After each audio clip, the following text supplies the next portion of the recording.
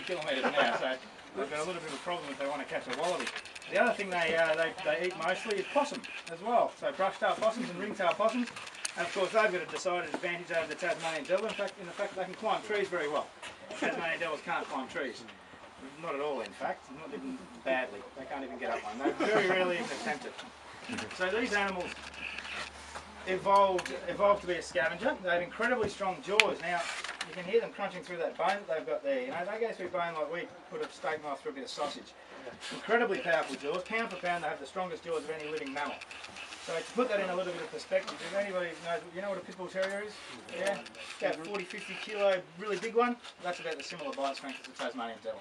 So an absolute bone-crushing bite that is one of the most powerful in the world. Very, very, very strong animal. And which they need to have teeth like that, or jaws like that. Their teeth are designed to bite through bone and to bite through tough skin, because often they'll eat wombats and things like that. Wombats have incredibly tough skin. So their teeth are designed as such that the bottom teeth fit up inside their top teeth. So what that does when they close their mouth, it creates a shear.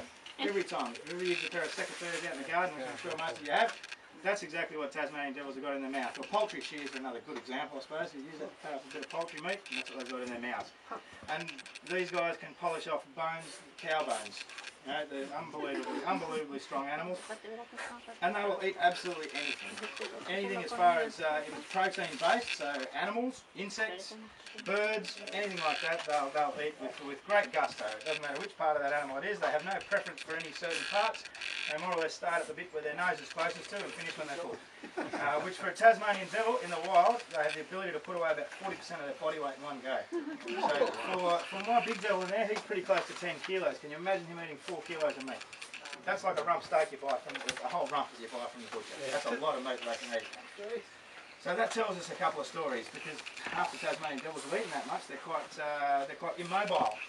They've got a very swollen belly. Their legs sort of drag out that way instead of that way, and they can't move around too quickly. So it tells us that first and foremost that they probably haven't had a predator for a very long time, anything that ate them. But it also tells us that Tasmanian devils haven't evolved to eat every day. All right, an animal that eats that much in one go doesn't eat every day. It's quite simple. So a lot of the times we won't feed our devils in a day, which is a very important part of their husbandry, to just keep, we call it a starve day. And all of our devils have a starve day once a week, and sometimes they'll have it twice a week. It depends. If we don't have any people here looking at devil feeding at 10 o'clock, generally the 10 o'clock devil feed just can. And that can be if devils are only getting fed once that day. So that's a very important part of their husbandry as well.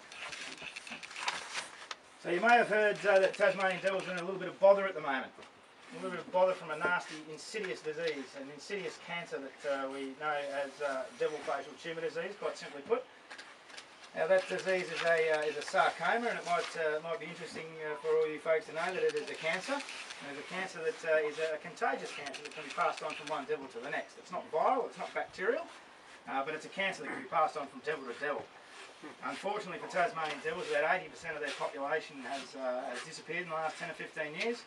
And what we now have in Tasmania, where we should have probably somewhere in between 150 and 200,000 devils, we have about 15 to 20,000. So not enough. Not enough.